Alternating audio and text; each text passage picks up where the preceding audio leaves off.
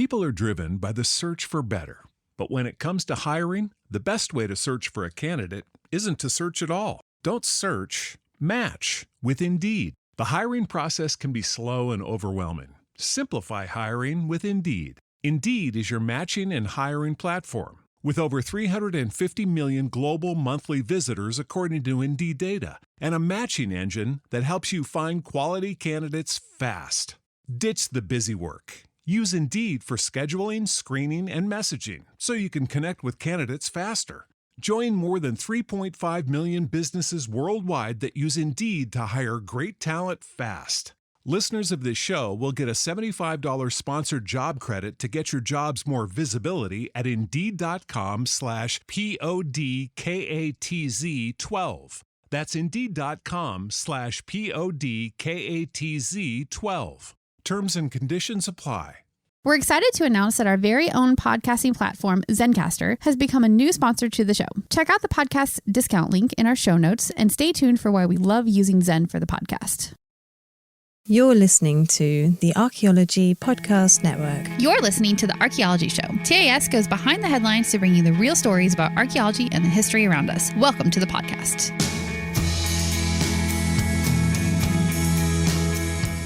Hello and welcome to the Archaeology Show, episode 138. On today's show, we talk about an underwater Neolithic site, Clovis points in Michigan, and a Polish sword hoard. Let's dig a little deeper.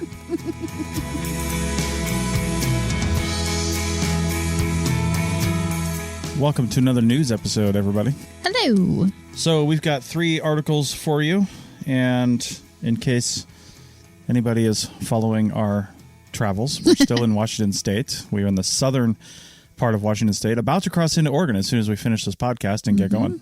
Yep. So, heading south. Yep. We're at another harvest house near Battleground, Washington, called La Uva Fortuna Farms. Doesn't that mean like the egg farm? Fortuna means luck, I think. The lucky egg farm? Maybe. Because uva. Yeah. Isn't that like egg? I don't know. You're putting me on the spot here. I'm not sure. You are Italian. Okay. 100 years ago, my family came here. Come on. All right. So anyway, it's a pretty cool place. They got lots of different things here, like 12 RV spots. And we had a good meal last night with some friends. And it's a good time. So yeah, definitely enjoyed it. Let's talk about something completely different. The Croatian coast, a place we also would like to RV, but probably won't be able to. I mean, we certainly won't be able to bring this one. No. Maybe we could get one in Europe. That would be super sweet. I don't know, though. Could you imagine driving like a long RV bus around European town? I think it's more van life. Yeah. Over there. Yeah, I think you got to do the van life rent thing. Rent a van and do it. Yeah. So.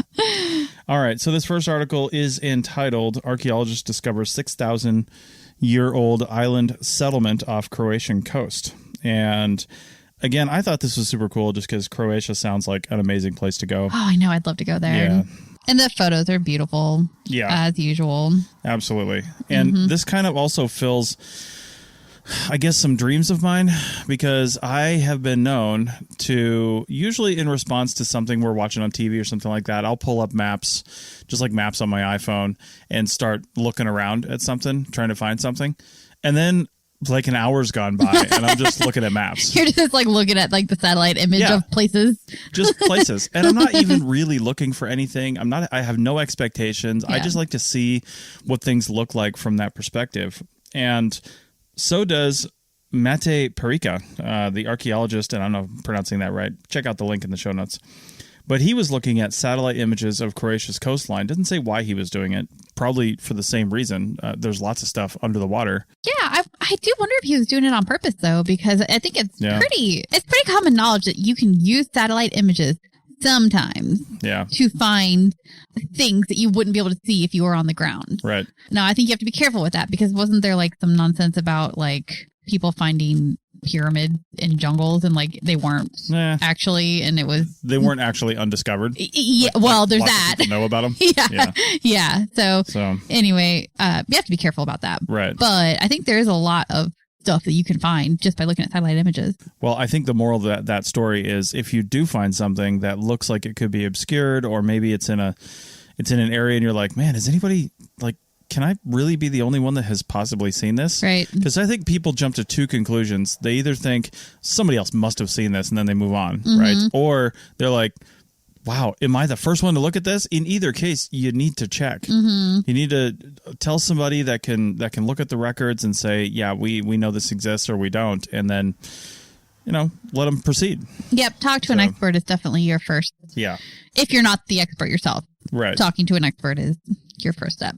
I know. And that we'll talk about the rest of the article here in a second, but that was kind of the big takeaway for me is just be observant, and looking at maps is super fun and cool, especially satellite images. Mm-hmm. And it's just really neat to honestly really take a look at that stuff and dive in.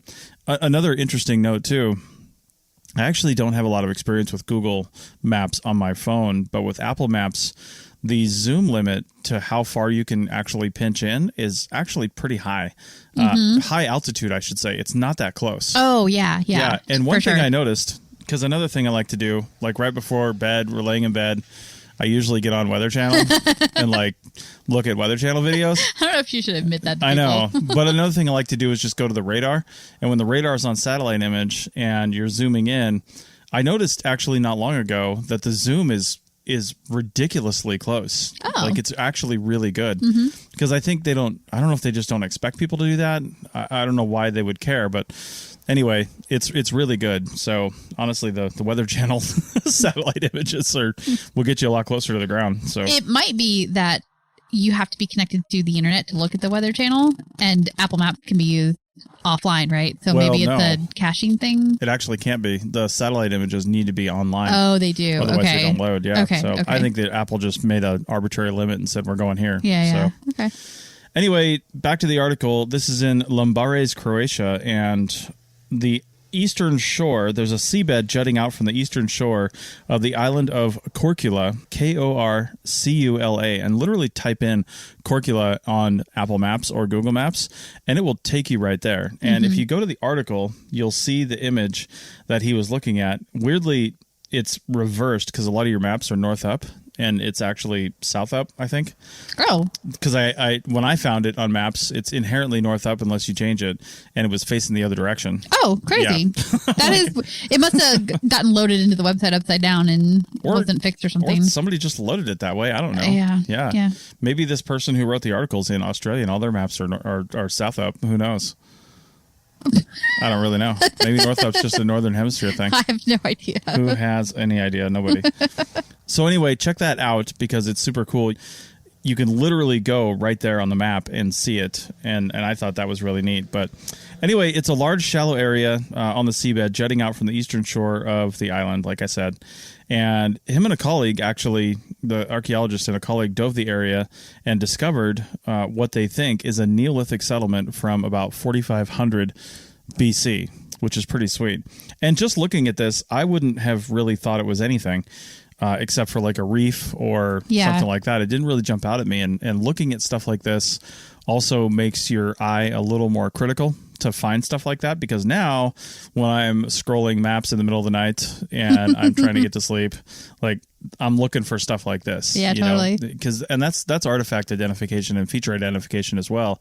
You just need to see lots of examples of the thing, and then you start training your brain and training your eyes to get to it. Mm-hmm. So we always say that when we go on survey. It's like, oh, if I haven't seen these types of artifacts in a while, you got to kind of get your survey eyes in and retrain them again. Yeah, make sure you're looking for the thing that you're supposed to be looking for. Yeah. I thought this was really interesting because it's a Neolithic site or settlement that is underwater, right? Mm-hmm. And that is something that I think is pretty common around all the coastlines around the world because of the raising and lowering water levels, obviously, with the melting of ice age and all that stuff, right? I just figured it was Neolithic dive gear. No.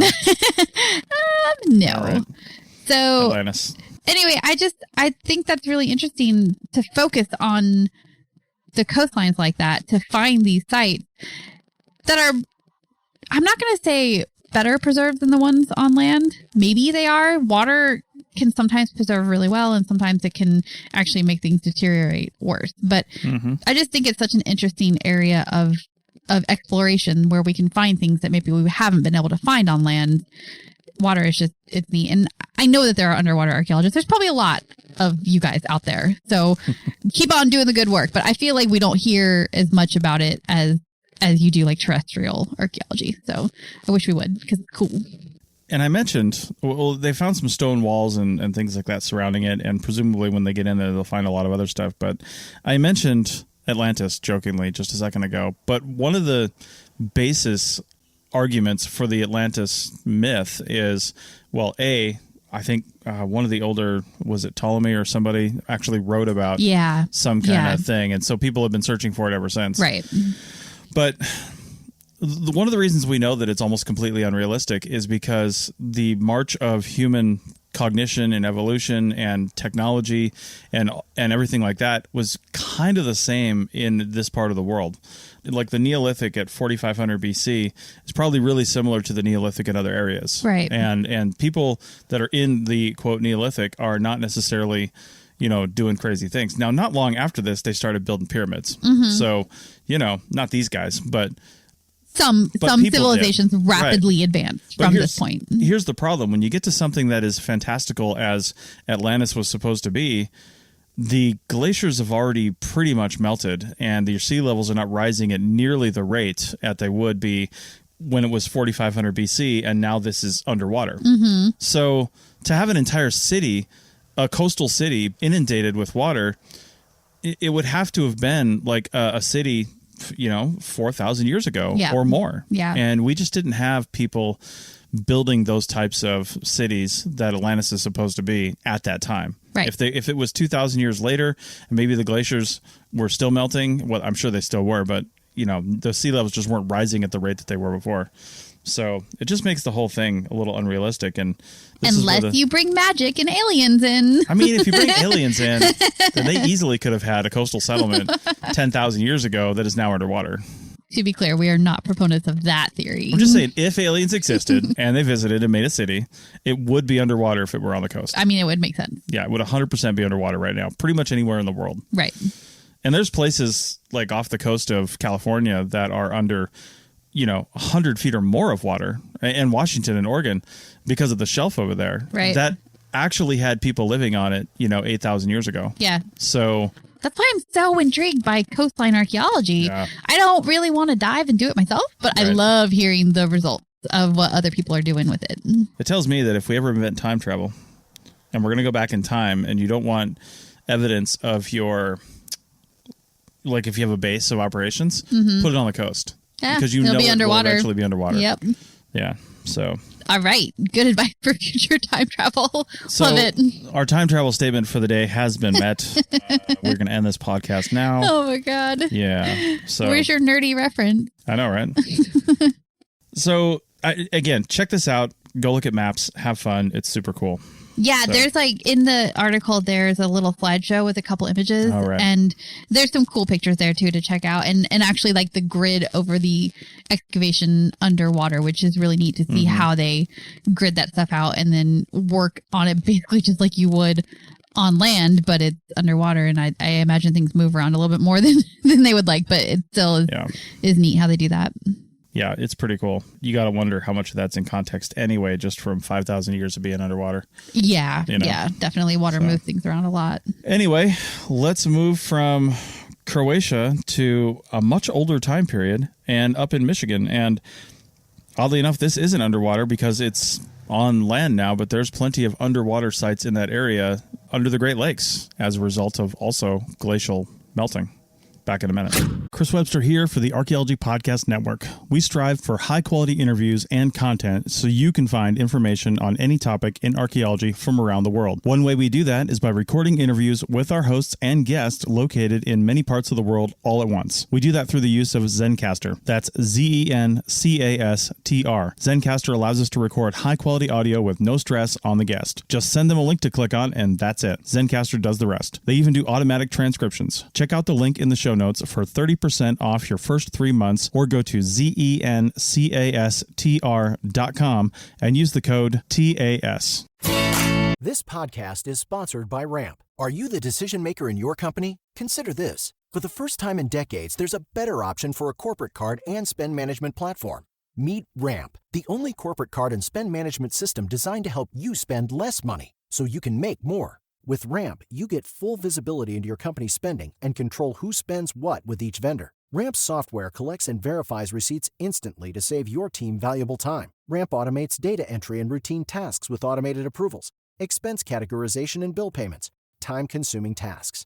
Which means you'll stop wasteful spending and close your books in hours instead of days. Businesses that use Ramp add up to 5% to their bottom line the first year. If you're a decision maker, adding Ramp could be one of the best decisions you've ever made. Get $250 when you join Ramp for free. Just go to ramp.com/easy. Ramp.com/easy. RAMP.com/easy. Cards issued by Sutton Bank and Celtic Bank, members of FDIC. Terms and conditions apply. People are driven by the search for better. But when it comes to hiring, the best way to search for a candidate isn't to search at all. Don't search, match with Indeed. The hiring process can be slow and overwhelming. Simplify hiring with Indeed. Indeed is your matching and hiring platform. With over 350 million global monthly visitors according to Indeed data, and a matching engine that helps you find quality candidates fast. Ditch the busy work. Use Indeed for scheduling, screening, and messaging so you can connect with candidates faster. Join more than 3.5 million businesses worldwide that use Indeed to hire great talent fast. Listeners of this show will get a $75 sponsored job credit to get your jobs more visibility at Indeed.com/PODKATZ12. That's Indeed.com/PODKATZ12. Terms and conditions apply. Welcome back to episode 138 of the Archaeology podcast. And as promised, we are going to Michigan in the United States, where what do they call him in the article? It's an amateur archaeologist, but that's what we would call him. But he was a self-taught researcher. So no, that's not what they called him. Hold on. Independent researcher, right. Yeah. Not disparaging amateur archaeologists or avocational archaeologists or anything like that, but I think they're just giving them another term because archaeologist implies we don't have any certification or anything like that, but it does imply some sort of educational level, I would say.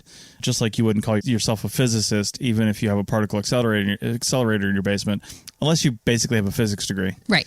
It's not like other things, right? So anyway, this guy, he likes to go over plowed fields, and plowed fields in the Midwest and the upper Midwest, which I guess technically is what Michigan is. Plowed fields, fields are plowed all the time because most of the landscape is farmland, and there's a lot of stuff that's sitting not that far below the surface, and plows will pick up stuff from, sometimes a foot or more below the surface. They'll just churn it up. I think probably more than that in some cases. Yep. And so one of the ways that you can start finding where things are is to walk a plowed field after it's recently been plowed and see if you find anything. Now, things could be dragged all over the place. Yeah. They're probably not going to be dragged by like the farm equipment itself, but it could be moved by other animals that come through there, livestock, stuff like that. So if you find something, there's a half decent chance that there's other stuff like it nearby, and you need to do more observation through walking, and then, of course, excavation. Yeah, it's just a good way to identify sites without having to do shovel testing or anything like that. Because if you get a group of artifacts in an area in a plowed field, then okay, well, there might be more below that. Right. So, yeah. So a little bit of context here before we start talking about what he found.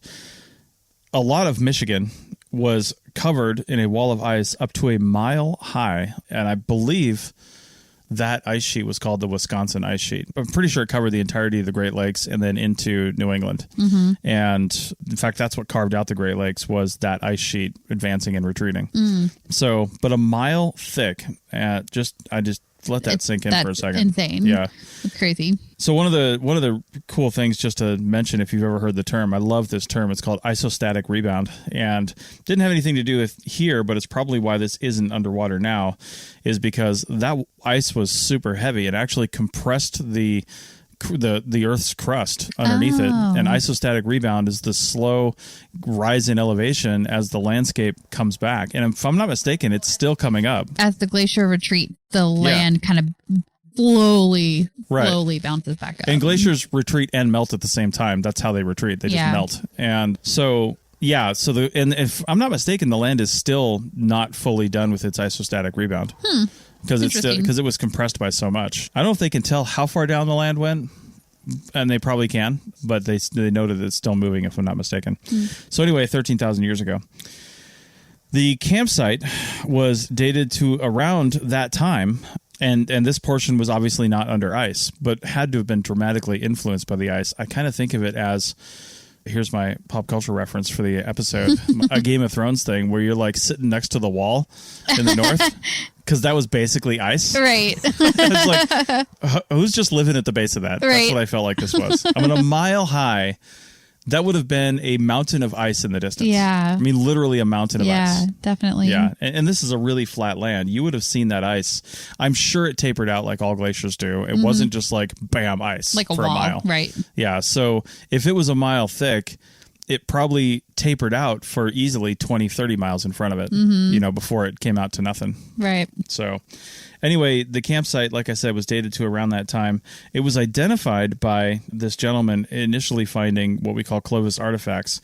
And these are stone tools with distinctive shape and construction. And Clovis tools have been found all over North America, all over South America. And that technology is really what's referred to as Clovis. I don't think anybody personally really thinks of the Clovis as a people, because they were all over both continents. Yeah, it's more called like the Clovis tradition or technology or whatever. Exactly. And it really just refers to like the fluted shape down the center of it. Yeah. That's like the main characteristic that ties all of these points together. It even could have been independently developed, really. Yeah. Like it probably grew from group to group, but... Yeah, it could have been, like you said, one of the reasons why this particular projectile point, we call it, is, I guess, popular at that time, is because the megafauna that still lived in this area of the world hadn't gone extinct yet. Right. There's many hypotheses as to why we don't have megafauna anymore. Some say it was overhunting, and some say it was just the world changed. Yeah. And they just couldn't live in that world anymore. Yeah. So I would imagine it's probably a mixture of both. But the megafauna were, of course, huge. Yeah. And you used, bow and arrow hadn't been invented yet, but I don't Right. think an arrow, unless you had, like you see African tribespeople and ethnographic evidence of them taking down like elephants and stuff like that. But they do it with arrows and spears, and the arrows, there's 50 of them. They're just Right. firing all at them. So that would have to be something like that. But you could take down bigger animals with fewer people if you had spears with big, huge tips on them. And those are Clovis points. Yeah. And other types of points too. But Clovis technology. And that flute going down the middle from the base up is useful for hafting onto a spear tip, because you just split the wood on the end, you slide this point down on top of it, you wrap some sinew around it, and some like fat from an animal and stuff to kind of solidify it all, and you've got an awesome spear tip. Yeah, pretty sturdy, and yeah, it's exactly what you need. Big spear for big animals, right? Yeah. Like, I think generally speaking, when you look at projectile point sizes throughout history, they just get smaller and smaller as we go through time, because game was getting smaller, and they just didn't need to put as much time and effort into these big points, because that's the other thing about them, is they're beautiful and they're well constructed, but they're big. They must have taken a long time to make. Yeah, and not only did the animals get smaller, but the technology got a little bit better too with the invention of the bow and arrow. Oh, true. Yeah. So, and a bow can shoot a projectile, and even like a crossbow can shoot a projectile at a very high rate of speed, but you're not going to put a big heavy tip on the end of that. Right. You're just not, because you've got a wooden shaft. You need a smaller point. It's going to be going much faster, and it's going to, enter into the prey, but you also need to be able to kill that. So, yep. Anyway, this is thought to be the earliest site in Michigan now, and as with lots of articles, it's rewriting the story, as I think every archaeological site should. Like, if it didn't rewrite the story, what are you doing? Yeah. Right? So, why are you even reporting on it? What's going on here? Yeah. So, anyway, there's some other stuff in here that I guess I don't really know a whole lot about this area just professionally. And these statements seem a little bit dubious to me, but they said that the site was likely occupied by a small group of people who briefly lived on a river in southwest Michigan. Now, you can see evidence of rivers. You know where they are. There's no river there right now, but rivers meander in that type of soil, so there could have been a river there before, and we know how to find the previous meanders of rivers. But previous evidence had found that Michigan was practically uninhabitable at this time, and that there was little evidence that the people using the Clovis tradition had settled there. And the article actually says that the Clovis, as in they're a people, but I think I want to get away from saying that, like I said. Yeah, and that's because it was covered in a glacier, right? Yeah. So like there was no habitable land that we knew about. Right. But apparently that was wrong. Apparently it was. So, and it just goes to say that this portion was either not covered by the glacier or was maybe on the fringe, and as the melt started to happen was one of the earliest places exposed. And in front of the glacier was a great place to be. Yeah. Because you had really fertile soils. They didn't have agriculture yet, but things could grow there that they could hunt and forage. They could forage for. Yeah, and the game was there to eat. So follow the animals that you're killing. Oh, there probably would have been excellent fresh water just pouring off the melting glacier. Yeah. And it would have been probably a pretty decent place to be. So anyway, this site is known as the Belson site. They're usually named after either the person that found it or the landowner. And I think that in this case, it's the landowner. I believe so. Yeah. Actually, this is what I was looking for earlier. They said this was probably a smaller camp, but they said they think this is a short-term camp by a group that likely split off from a main group. And I don't know if they have evidence that people lived in bigger groups back then. Maybe that's the case, and this was a smaller like hunting party or something like that. Then maybe, but I'm not really sure where that evidence comes from. It sure seems like we're getting into hypothesis territory there, and sometimes archaeologists can speak with a lot of authority about things that are all hypotheses. And one thing we should say about this article too, we have an article that's a quick overview, and then we also have a longer article that is more in depth, and then that links to the actual academic paper that was written. However, the paper is behind a paywall, so we didn't get to read that actual like academic paper. So we're basically reporting on what's in these articles. Yeah, indeed. So Thomas Talbot is the name of the self-taught researcher that found this initially, and he found his first Clovis point in 2008 on a farm. And when he found the piece over here, they just kept walking it and found more and more pieces over a short period of time, and then realized that he had multiple Clovis components, and then did the right thing and contacted the proper experts to come out there, which they, of course, had him helping out and working on the excavation with him. Yeah, which is really neat. Yeah. I like the enthusiasm behind somebody like that, and then he did the right thing by bringing in the researchers, and then they let him help. It seems like it was a really great relationship from that perspective. Yeah. Oh, also, I think one of the Clovis points that he found, it was in two pieces, and he found the two pieces at different times. Yeah. But they clearly went back together. So I think that was really good evidence that there was a larger site when you find two pieces disconnected but refitting. So yeah, that was neat. Yeah, and along those lines, a lot of that stuff in the plow zone was just spread out. Could have been broken by the plow. Could be. Who knows? They probably did some research on it. You can kind of tell those sorts of things. You can tell if it's been broken for 5,000 years. Yep. Or was broke 5 years ago. Yeah, exactly. It'll be real worn if it's an old break. Yeah, they did find two distinct artifacts well below the plow zone, which tells them that they're in a primary context. So that's pretty cool. Yep. To date, as of when this article was written, August 23rd, 2021 is when it came out, they found more than 20 tools and hundreds of pieces of debitage. And debitage is the flaking remains of making a tool. So when you crack off the little rocks, the flakes, the whole assemblage of flakes that come off of that in that process is called debitage. Yeah, exactly. Like you have to shape a point in a very specific way, and it makes these waste pieces that are very specifically shaped, and we know exactly what we're looking at when we see one. Yeah, debitage is also known by debit age if you're typing this into Microsoft Word. That's what it will autocorrect to. Debit age. Yes. One interesting thing that I'm glad they mentioned in the article, and I first found a popular article. Actually, our producer found a popular article about this, and that linked to the University of Michigan press release on it, which actually is a much more thorough article with a pretty cool YouTube video on there talking about it. So definitely take a look at that. But one of the things I'm glad they mentioned, because you have to note the discrepancies, is that the points here were very similar to another set of early points called Gainey points. Oh. Gainey. They also have a flute running up the center, and they're also spear points. There were other Clovis-like points in different parts of the world, and whenever we see a certain shape and we see that flute, we go Clovis. But like you said, it's probably the right technology at the right time. And we see technology like that developing, and it could be cultural transmission. One person figures it out, another person finds it or meets them or something like that, and they're like, hey, I want to make these too. You know, a lot of people back then were flint knapping experts because they had to be. You know, it's like, I'm an expert at spreading peanut butter on bread because, you know, that's what I do. Because you need to survive. I need to survive. So, you know, back then you would have been an expert at flint knapping, at gathering, at knowing where things are. Right. So, right. You know, but anyway, it was just the right technology at the right time to kill the right kinds of things. And these Gainey points could have been produced by similar people that came over with the Clovis technology or something like that. And there's always slight modifications. So I'm sure it's related. Yeah, definitely. And I think the point here is that this style of spear point is old. It's very old. It's really old. For me, the takeaway is that probably the prehistory of Michigan goes back farther than anybody realized. And this site is helping them figure out what those dates are.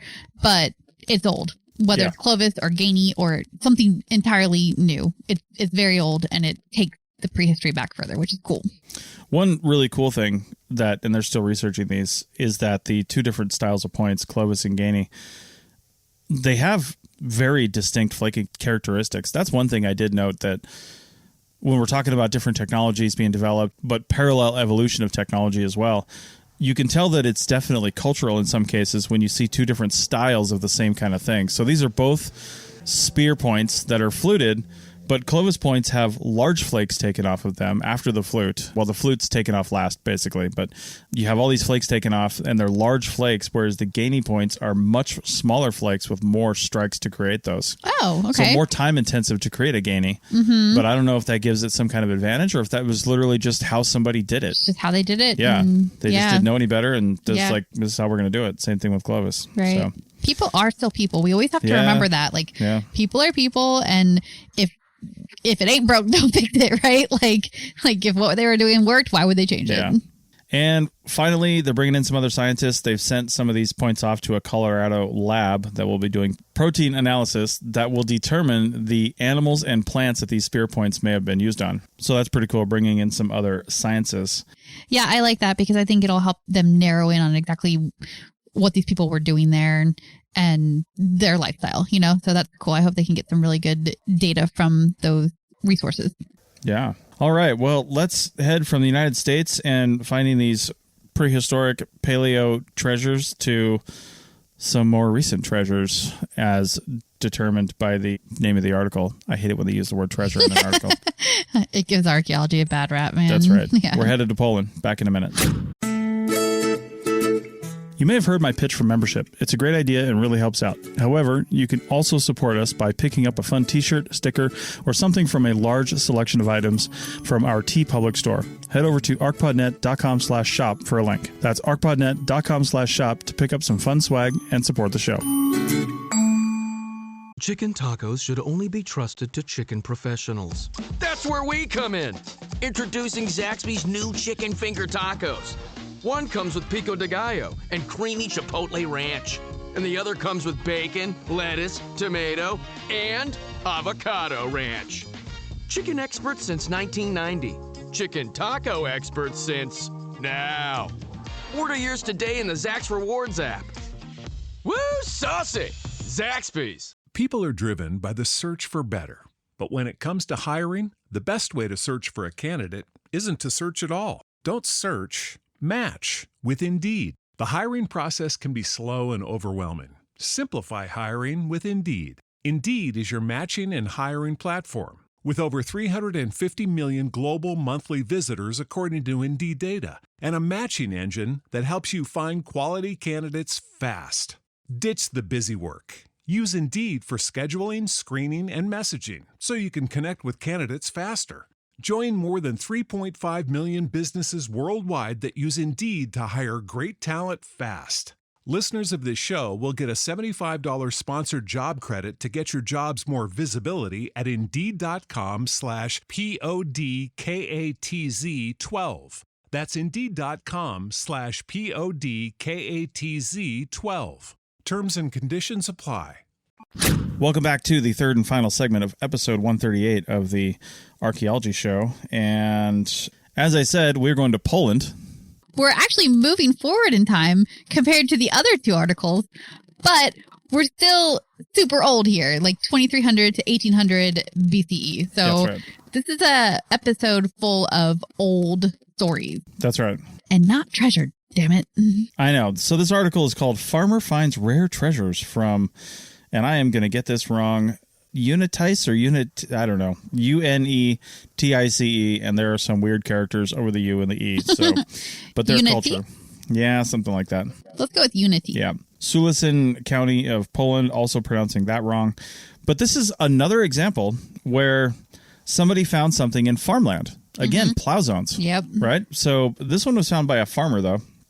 And the culture that is related here is also called, now we said Unitice or whatever it is. It's also called the Enjutits culture. I don't really know.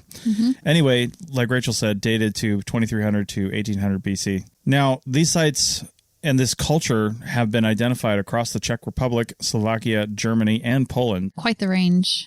This site dates to the start of the Central European Bronze Age, and that's pretty much what was found. This farmer found metal objects and then contacted the authorities, which resulted in an archaeological assessment and excavation. Again, two examples of people basically doing the right thing, which is pretty cool.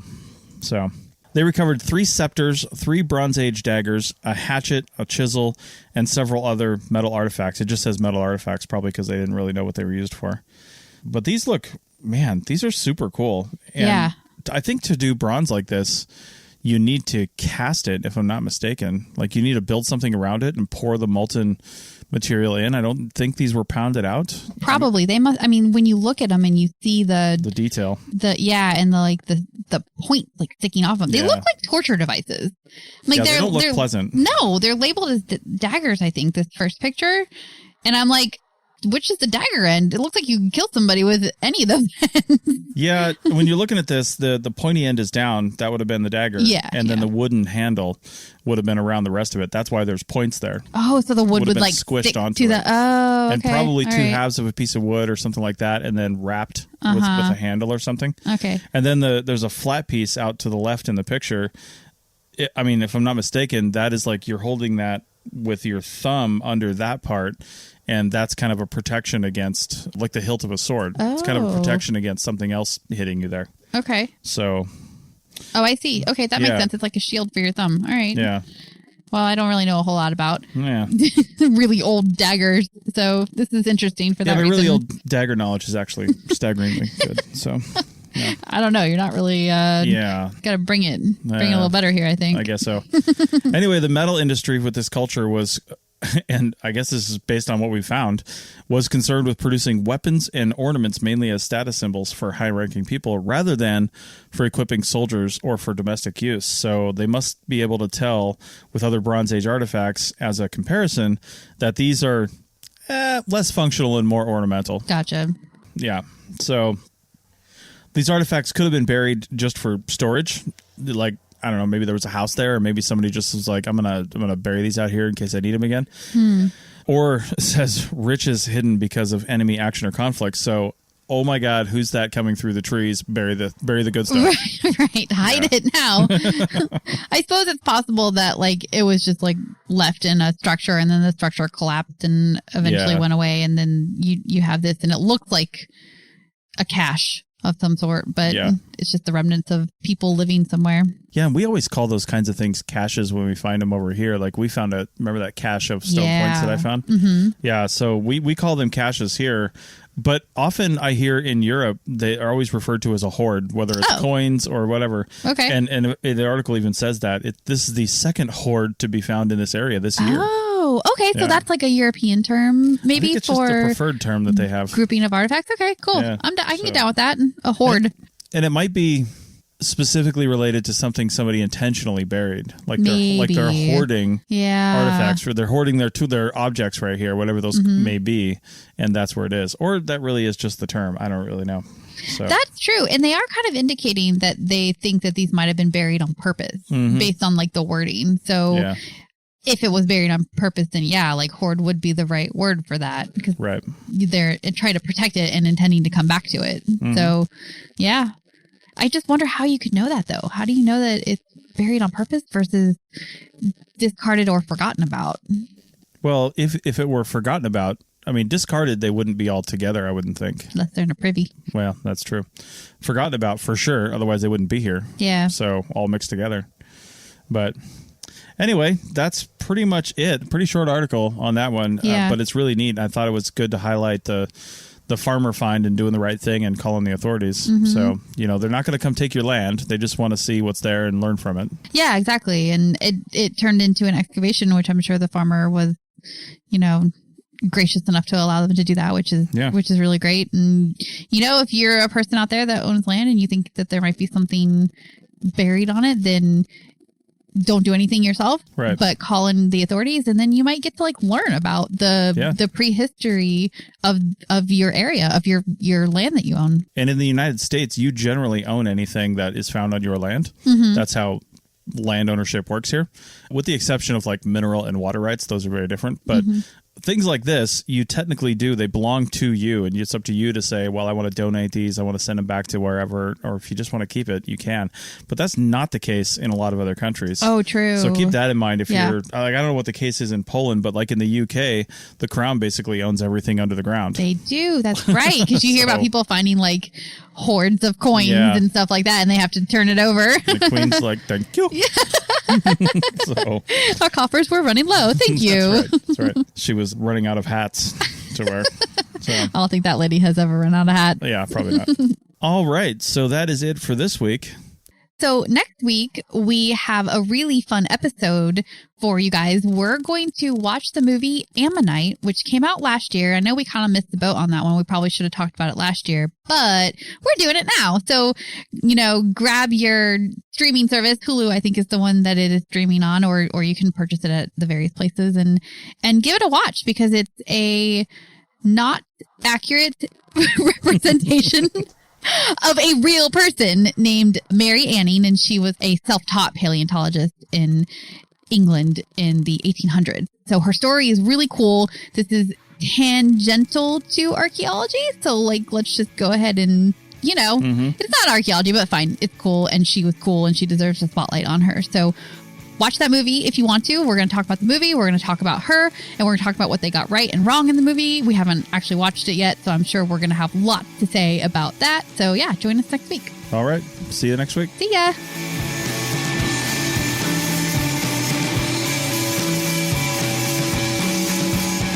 Thanks for listening to The Archaeology Show. Feel free to comment and view the show notes on the website at www.archpodnet.com. Find us on Facebook, Instagram, and Twitter at ArchPodNet. Music for this show is called I Wish You Would Look from the band Sea Hero. Again, thanks for listening and have an awesome day.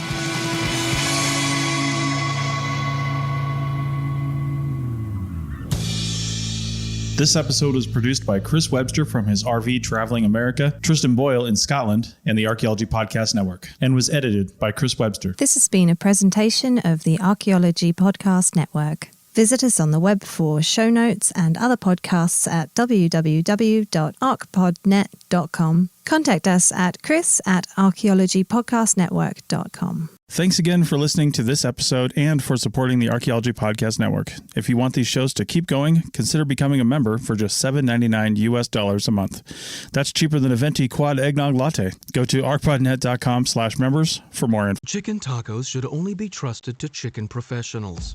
That's where we come in. Introducing Zaxby's new chicken finger tacos. One comes with pico de gallo and creamy chipotle ranch. And the other comes with bacon, lettuce, tomato, and avocado ranch. Chicken experts since 1990. Chicken taco experts since now. Order yours today in the Zax Rewards app. Woo, saucy! Zaxby's. Back to school savings are officially in session at Tanger Outlets. Shop the latest school styles with an extra 25% off during Tanger Style, our biggest sale of the season, now through August 25th. Plan your trip at tanger.com.